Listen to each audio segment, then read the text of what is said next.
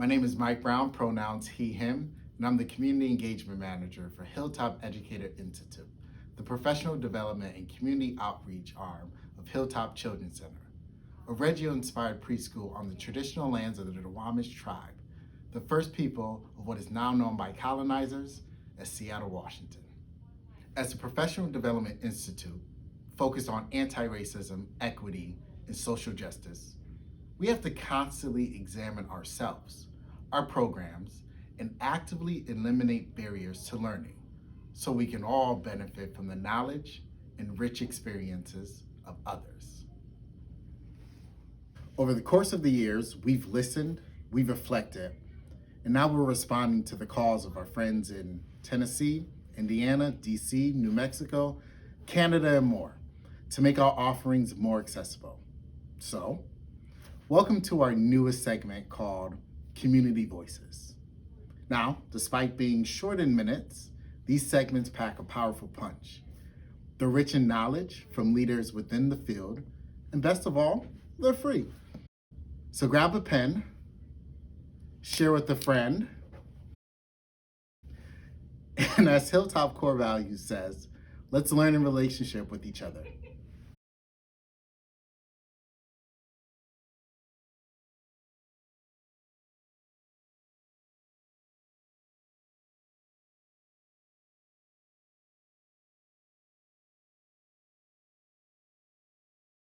My name is Mike Browne. My pronouns are he, him, and I'm the Community Engagement Manager here at Hilltop Children's Center and Educator Institute, which is professional developed, equity focused community outreach for early learning professionals across the nation. And I'm super excited to be speaking with you today. And I can go on and on and on, but I'm going to let you introduce yourself. Okay, wonderful. Thank you so much, Mike. It's wonderful to be with you today and to meet you and hear a little bit about the work you guys are doing. So my name is Andy Rodgers. I'm a professor at Northwestern University. My pronouns are she, her, hers. My work is centered on children's development and identity. So I'm a developmental psychologist by training, and most of my work really centers in the space between psychology and education, human development, and certainly focused on issues of equity, diversity, broadly defined, and understanding sort of how we all, and especially young people, navigate systems of inequality and injustice as part of their normative development. Wow. All right. Didn't expect that. All right. Let's buckle in. So just hearing from that and like looking at your work, it's obvious where your passion lies, right? But I just kind of want to hear a little bit more. What are your principles as a Black feminist, researcher, scholar, mother, daughter, and principal investigator? Yeah, so I really love that question of thinking about the work and the principles that guide it. So I often say that the big question that drives my work and how I came into research is I wanted to know how young people understand the world and their place within it. So this very big question, obviously not exactly what we call a focused research question, but I think it is more of like a deep curiosity and sort of a mission, right, of understanding who we are and why we're here. And I firmly believe that, how we understand ourselves, our identities, shapes everything. So it deeply impacts how we learn, how we build relationships, how we parent, how we teach, certainly how we legislate, how we lead, right? So these questions of who am I are inextricably tied to how we live in the world, how we interact with others. And so I guess from that one of the principles that guides my work is this sense of authenticity. So, asking questions and pursuing research and programs that are authentic and align with who I am and what I want to know and how I want to grow. And I think that is fundamental to the kind of work I do and the research lab that I create and the students that I train. And then related to that would be this process of always pursuing and seeking to address injustice. How do we notice injustice? What sort of forms does it take? And then what do we do with it? And so, especially in this context of race, which is where a lot of our work has been focused on, the colorblind narrative and this idea of kids don't notice race, we don't see it.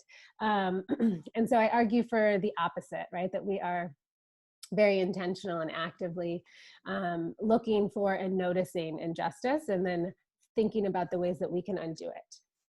So I do a lot of anti-racism work, trainings before, it became popular, unfortunately, because of George Floyd.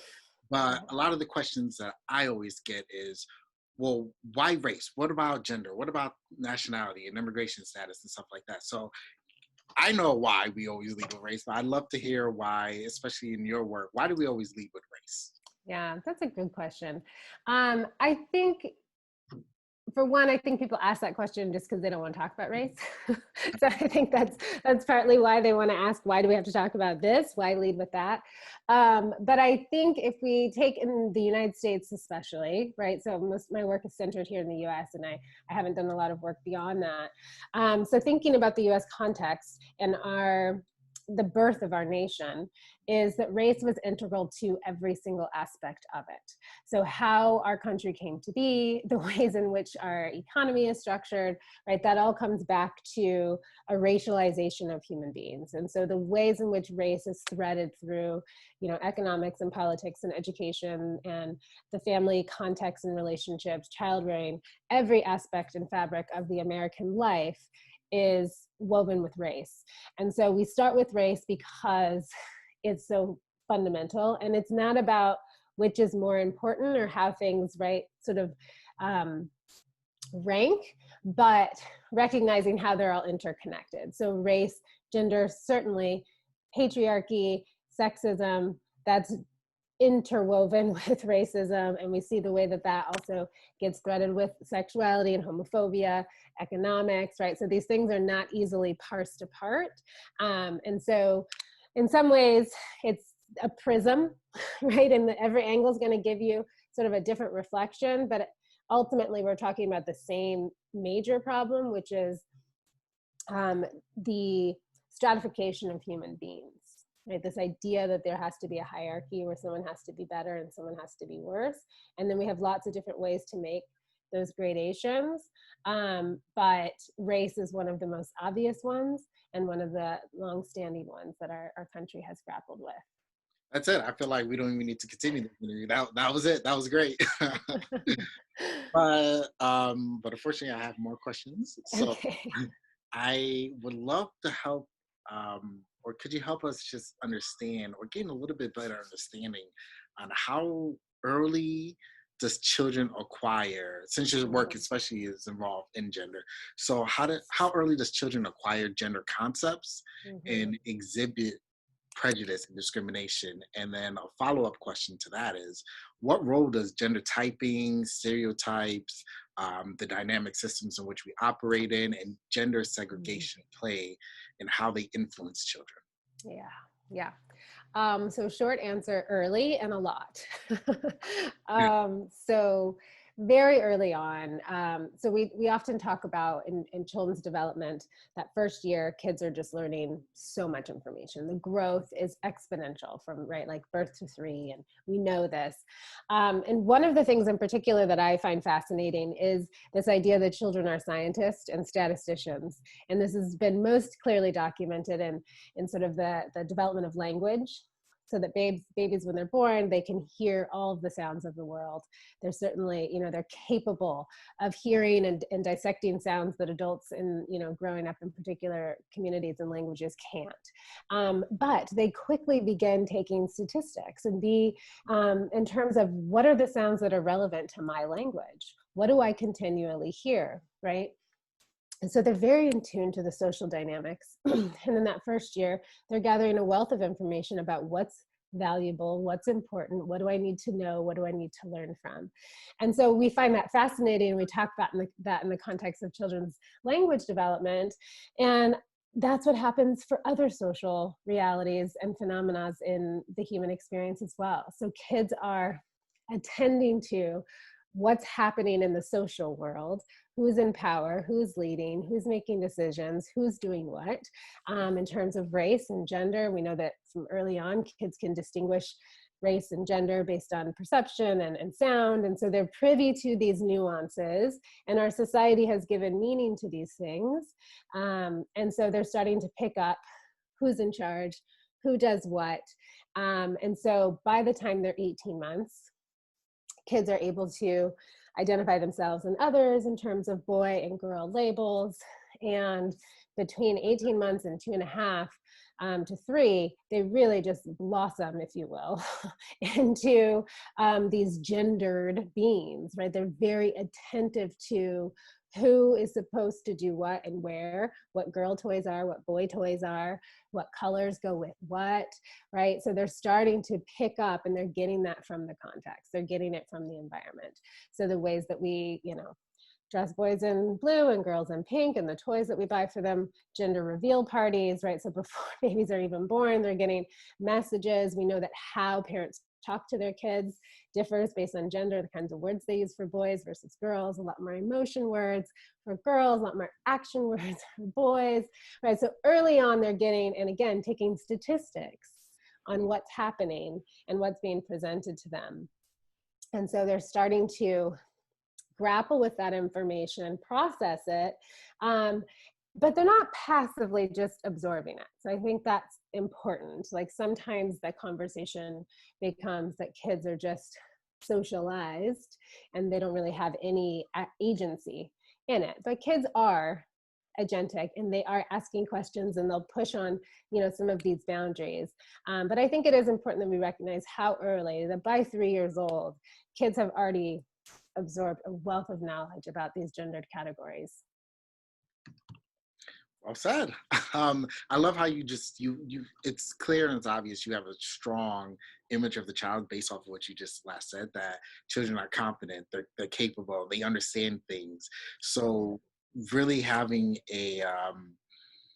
being very cognizant of the language you use. This is something we always talk about here at Hilltop on why are we in questioning. So yesterday we were with our toddlers, and we see a boat because we're on the canal. We see a boat go by, and they're like, "Oh, isn't she a beaut?" And we're like, "Oh, well, how do you know if it's a girl or what makes it a girl?"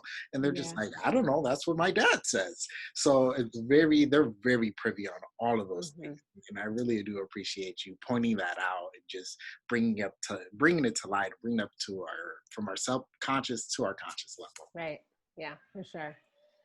So speaking on that, I think about being a Black male, being Afro-Caribbean. I often think about the preschool to prison pipeline. And we typically think of Black boys and Black males when we mention that. And we've been conditioned to do so, really. I mean, Black males have been painted in media, in books, in laws, and as you alluded to, in the very fabric of our society, as savages, as threats. You can look back to the murder of Mike Browne and how his killer even called him a savage, called him a threat, and we're often viewed as threats to whiteness, to the supremacist values this country was founded upon, which of course we are not. We are nothing short of beautiful, Black, blessed, brilliant. I can think of all the B words right there. Well, what's not talked about is the flip side of that. We're not talking about the systems and the systemic practices that marginalize, victimize, and criminalize girls and femme-identifying children of color equally as well. So in order to thrive, femme-identifying children of color must have access to various supports that adequately, I always struggle on that word. There's always one word when I do these interviews that I struggle with, and today's that's worth it. But they must have supports that offset the risk they face as racialized beings in this world. So just drawing from your work and your career, what are some of the ways that we can design and provide social emotional programming and supports that nurtures their identity development, their emotional regulation, and their psychosocial well-being, specifically from birth to 3? Yeah, that's a great question. And I think that, what we often say, the invisibility of Black girls in these conversations and in our programming and in legislation, right? That goes back to Kimberly Crenshaw's concept of intersectionality and the ways in which, the Black women get left out of important conversations, and their unique experiences get ignored and dismissed. And so Black girls, we see that You see the data coming out and really underscoring this in our school systems, and beginning in preschool, right? That Black girls are also being expelled from preschools, and Black girls are also experiencing this disproportionate discipline and exclusion. And so I think any sort of programming that we do around social emotional health and well-being, and offsetting risk, has to understand and underscore, first of all, that human beings are vulnerable. So Margaret Bill Spencer, who's one of my mentors and esteemed scholars in our discipline, and she talks and writes a lot about human vulnerability. And one of her fundamental arguments, which sounds so obvious, but is deeply profound, is that all humans are vulnerable. Because what often happens in the conversation about risk is we talk about at-risk youth and at-risk kids and kids with risk factors, and that presumes as if some humans aren't at risk, when in fact we all are. We're all deeply human. That's part of being human, is to be vulnerable. That we're dependent on others. We need a lot in order to survive, right? Like, we're deeply vulnerable, but we also live in a setting and a context that we've been talking about, right? That essentially accentuates vulnerabilities for some. And so when we're thinking about Black youth, femme-identified Black youth, there are heightened vulnerabilities for that group that require heightened support structures, right, to offset that.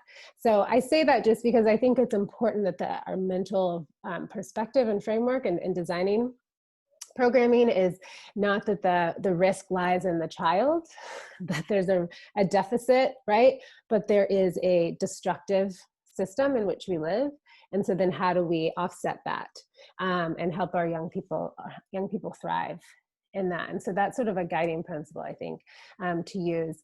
The other is to, as you were saying before in terms of the language, is just recognizing, right, the multiple systems of oppression that are at work, and that these are not passive systems, right? They're actively and intentionally creating inequality and oppression and dehumanization and these sorts of processes. And if we can be attentive to that, then we're prepared and can be more intentional about how we offset that. So how we talk to kids, right? So that example you gave was great. Like, well, what makes you say it's a girl? Like, where are you getting that from? And so I'm thinking, my oldest was 3. We were leaving a gymnastics class and we're getting ready to walk out. She was always a verbal child. She had plenty to say, she still does. But at 3, we're getting ready to leave, and one of her classmates is headed out ahead of us, and he picks up his lunchbox to walk out the door. And my daughter says, "That's not his lunchbox." And I'm like, "Can you just put your shoes on? Like, what are you talking about?" And I'm like, "Sweetie, that," and she goes, "It's not his." And I'm like, "How do you know it's not his?" She goes, "It's pink. It's a girl lunchbox." And I'm sitting there like, and I said, "Well, it's a pink lunchbox, but what does that mean? It has to be a girl lunchbox because it's a pink one." And I'm like, "Well, tell me more about that," right? But to be able to recognize that she's not trying to be a sexist little human, but she lives in a sexist world, right? In a gendered world where we have indeed equated pink with girl. And so she's like, "Wait, what's going on?" And so rather than sort of passively, "Oh, don't be silly," right? We can take seriously those moments of like, "Well, tell me more about that. And let's unpack that. Pink, blue, yellow, orange, what are those colors? Who can wear them?" Of course, anyone has access to those.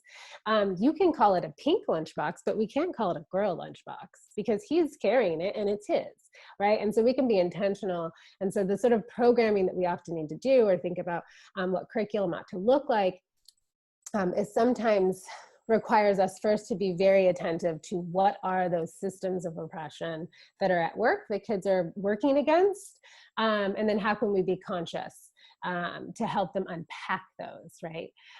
So that they don't just take the statistic, take it as true, and then begin to replicate it themselves. And then I'll just say one last point, which is, which I've started to say before a little bit around kids' just sort of agency. So just recognizing that kids have, humans have a deep need and capacity for human connection, and that our sort of sense of equity and justice is actually really powerful and strong.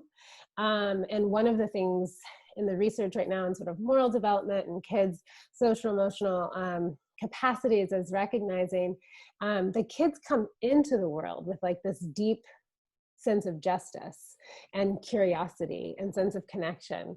And what happens is our society teaches it out of them. So then we have social and emotional programming to reteach them, right? The things that they, quote, don't know. Like, you know, when babies are deeply empathic, babies cry when others cry, right? That's part of what we do, because they're attentive to someone else's needs.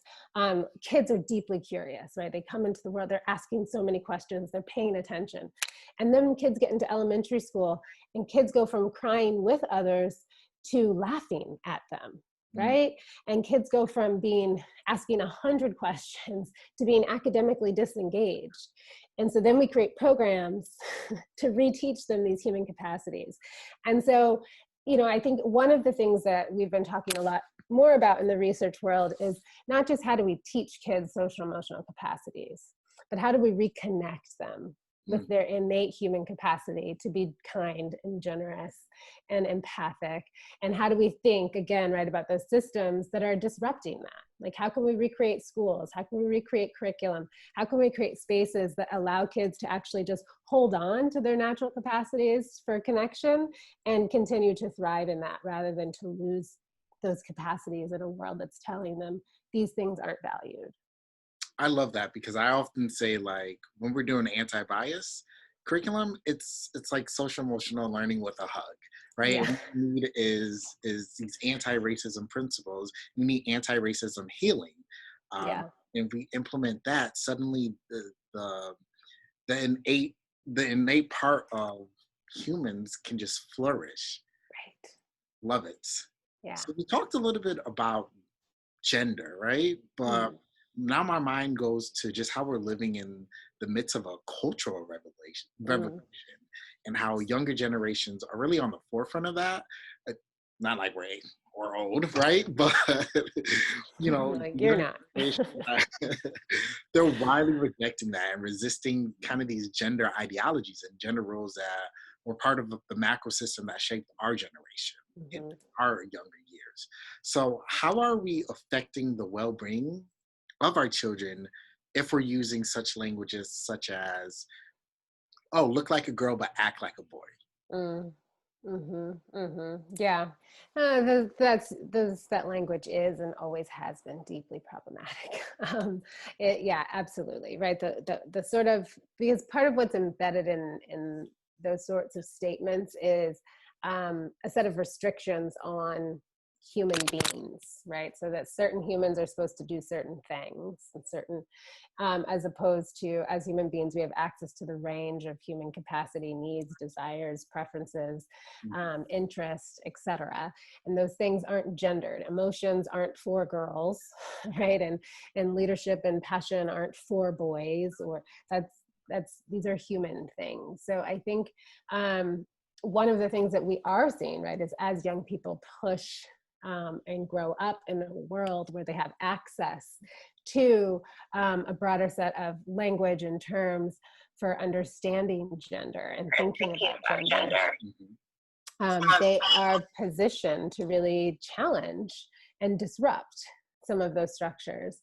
So I think it's damaging when we reinforce those scripts, and that's true even in the context of using more progressive gendered labels, right? So, you know, I see also where it's like, oh, you know, my son has always liked the color pink, and I'm like, that, what does that have to do with anything? Right? But even, and sometimes in our resistance, that we're just sort of picking up the same old tropes and reapplying them. Or yeah, she's always just been so athletic and loved to be with the boys. So it's not surprising that she's a lesbian, or it's not surprising. And it's like, why are we still equating those same things with gender? That's equally problematic. So I think it's both an important, we see the important progress and opportunity that it provides, but I think we also have to be careful that we don't actually just replicate some of those same stereotypes and groupings into these new categories. So I have a follow-up question to that. If gender ideologies are pressuring both boys and girls in that binary construct to disconnect from their human nature, as you mentioned, what are some simple ways we can support youth in their attempts to resist gender binaries and express their full human potential? Yeah. So I think I always start with the awareness piece, because I think there's just so much of the time that we are operating in this unconscious level, right? Of just like there's so much um, sort of oppressive language and norms that we don't even think about.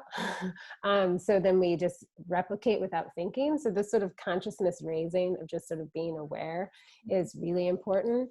And then being intentional with how we communicate with kids, right? The kinds of things we put in front of them, the representation that they have in their media and their books and their stories that they read. Also,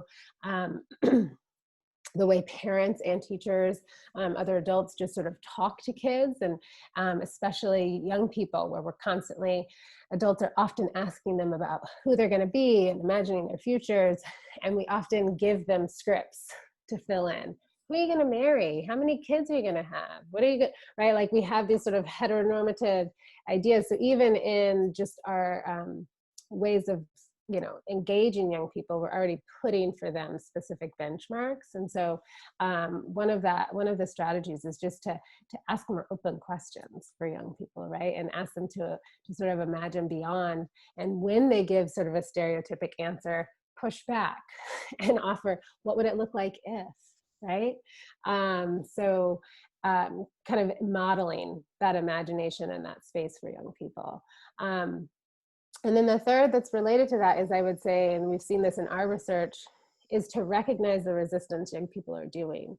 So often young people are doing these acts of resistance, challenging the status quo, pushing against systems in subtle ways, so sometimes very explicit, but often in more subtle ways. And those go unnoticed or dismissed or not supported, right? So an example, and thinking about, boys and this sort of emotionality. We say boys don't need friendships as much, and they're this, and they're more independent. Well, when young boys are seeking to be with their friends, just to hang out, or asking, right, to spend time and talk, we know that parents are much less likely to support and reinforce that sort of request for boys than they are for girls. Girls need to have play dates and phone calls. Boys need to go do an activity, right? And so when they make that sort of request, well, like, I just wanted to FaceTime with him, right? That we're like attentive of like, yeah, that's a great idea. It's good to just chat, right? And so you can be intentional to reinforce, and going back to sort of kids being so aware of these norms from an early age, that even making those sorts of requests, right? That a 10, 11-year-old boy who's making that request to just want to hang out with his friend and get to talk with him, there's a level of awareness that that's not the norm, right? And so we need to be intentional to support those sort of acts of resistance and sort of their assertion of their full humanity. I'm gonna put you on the spot, but can you recall any acts of resistance that you went through, or maybe you've witnessed in your children? Yes, that's a good one. So the first one that came to mind is when my eldest was, I guess she was probably 4.5. And she was talking about an activity they did at preschool, which was, like one of those list of questions, and who you're going to be, or what do you want to do, and things like that. And one of them was about who you're going to marry. And she said she was going to marry her best friend, who's another girl. She said, marry Julia. And I said, oh, that's a great idea. Tell me more about that. And so she sort of just talked about, well, she's really nice, and I like to spend time with her. And she's like, someone in her class said something about like, well, you can't marry another girl. And so we ended up having this conversation about choosing a partner that you like to spend time with, who is kind to you, right? And that doesn't really matter what gender they are. What matters is the kind of person they are. And so you picking, right, someone who's your best friend right now makes a lot of sense. And so, I could have just said, oh, that's so cute and silly, or that's so sweet. but to be intentional about sort of unpacking that with her sets a precedent already that like that's possible. Another example where it was less about her resistance, but more about sort of working through it, I would say, is when she was in first grade. She sort of just randomly mentioned that there was someone on the playground she wanted to get to know. And I was like, okay, like go talk to them. And she's like, but the problem is I don't know if they're a boy or a girl. I was like, oh, why is that a problem? And she's like, well, because I only play with girls. And I said, oh, you do? Yeah. So then we listed all of the boys that she plays with. And then she was like, oh, well, yeah, okay. But I just need to know if she's a boy or a girl. And I'm like, but why? And so we had this like back and forth where she was kind of at the end was like, well, I guess it doesn't really matter. She's like, but will I call her or him? I said, well, you could call them by their name. You can ask them their name, and, right? And so it was one of those where we were able to talk through instead of dismiss or just sort of move along or say, well, just, say whatever. We were able to kind of unpack, like, why does gender matter in this way? What are you trying to get at? What do you think you need to know? And help her unpack this idea that girls play with girls, which just wasn't even true, but clearly was something that, right, she had already been socialized into being normal. What I appreciate about that anecdote is that you didn't give her the answer, right? You helped walked her through it, which is something that we're always trying to talk with new educators here or parents, that we need to stop handing it on a silver plate to them and help them process and really understand and get to the root of what's actually driving this action or this saying or this emotion, to better understand, and then we can reflect and plan and observe and give new provocations to the child to expand their learning. So I really do appreciate that. Yeah, absolutely. That's great. So I only have one more question left. Okay. And I want to take a moment to kind of analyze the agency, as you were speaking about earlier, that Black femme-identifying children use to craft their identities, especially in 2020. And I'm sure this is probably going to be true in 2030, as they navigate encounters of race, ethnicity, gender, socioeconomic status within really their daily lives. And Black girls, drawing from the experience of my sister, from my mom, they have a unique ability to recognize, I think this is what we mean by Black girl power, but they can recognize, process, respond to messages they are receiving that's connected to just being a Black female or Black femme-identifying in society, while simultaneously crafting their own sense of what it means to be a Black girl today. So honestly, I just want to hear from your own lived experience, from your work in the field, what you do in schools. What do our schools, our after-school programs, our enrichment curriculum needs to be grounded in order to support each child's construction of their Black femme identity?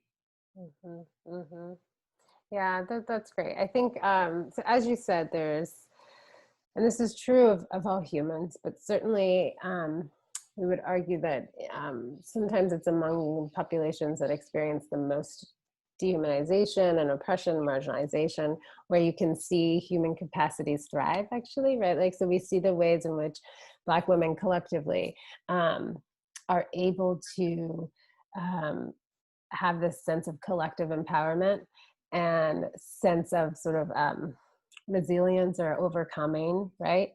So like there's a finding that's been in the literature for many years, and when looking at self-esteem between Black girls and white girls, Black girls always score higher on self-esteem. And it's something that's like confounded, right? Researchers, and it's like, why would that be, given the stereotypes and the oppression, right? Like, why would that be? And so one of the ways we see it in our research too with Black girls, and one of the ways that we've been talking about it is the ways in which a strong sense of self and sense of self-worth is a necessity rather than a luxury, right? Like, it is in a world in which you're constantly receiving. such negative messages, that sort of sense of knowing who you are and being able to speak positively about yourself and other Black girls it's necessary. It's not sort of on top of, it is a baseline necessary. And that's something that's socialized as well, sort of intergenerationally. So I think that's a powerful point. So in terms of schools and programs, what Black girls really value is opportunities to learn with and from each other. So part of the script that Black girls have to battle, I would say, is this idea that Black girls are catty and competitive, and right, this sort of negative script around Black female relationships. And one of the things that we found in our work with Black girls and an all Black girls school is the ways in which they're all grappling with the same script, that Black girls are drama and they're catty and they're this, but also that they deeply want to be in relationship with other Black girls, right? And so how can we be intentional about creating space for that and helping them to disrupt those narratives, right? That we're problems and I don't want to be caught up in the drama with those girls. So I think that relational component is a big part of how our program should be thinking about what Black girls need and how we can support them. And then related to that is this sort of recognition that Black girls in particular face this sort of sexism and racism in a unique way. And so the sexism that happens within the Black community towards Black girls and Black women, there's a lot obviously written about the ways in which Black women have to shoulder and silence some of the sexualization and sexual assault and abuse that happens, and dominance from the masculinity within the racial group and racial community. And so there's a suffering and silence piece that Black girls learn and have to grapple with throughout their development. And I think that we really need to be intentional with how we think about what Black girls face and the kinds of choices they have, meaning that some of the work that's on, targeted more towards white girls around gender empowerment, that doesn't translate one-to-one. And we need to be thinking about what the sort of confounded oppressions look like, to be intentional and create space for young girls to feel safe and feel empowered. Because we see Black girls will find ways. They find ways to demonstrate their resilience and to overcome. And so it's how do we enter into relationship with them, support them in the work they're doing, and give them productive strategies to do that collectively. I love it. So read, listen to, podcasts, do everything. And also, I'm going to just direct them to you, right? Direct them to your website and to your research. I guess, what research do you have that supports that people can look at, if you can name off the top of your head, or just how do they find and contact you to learn? Because you are clearly brilliant in all the work that you're doing. Oh, thank you very much for that. So you can find my research on my website. So I run the DICE Lab, which stands for the Development of Identities and Cultural Environments, DICE. So the DICE Lab, which is at Northwestern University. So we have our lab website that has our research projects and some of the papers and things like that. That's probably an easy way to get connected. You'll also find my email on there, so folks can find me there. I technically have a Twitter, but I'm still learning how to tweet. I am Dr. Andy Rodgers, I believe, on Twitter. And on my website, there's a couple pieces. There's an op-ed that I did on Black girls and hair that came out earlier this year, which is a nice piece, sort of reflecting the voices of Black adolescent girls talking about hair. And that is actually one of their strategies and sites of resistance for how they sort of empower who they are and speak back to society. So yeah, happy to chat with folks and really happy to be connected with this community. I appreciate you and everything that you're doing. I hope you have a wonderful day, and we will definitely talk soon and stay in contact. All right, that sounds great. Thank you again. This is fantastic. Thank you. All right, thanks, Mike.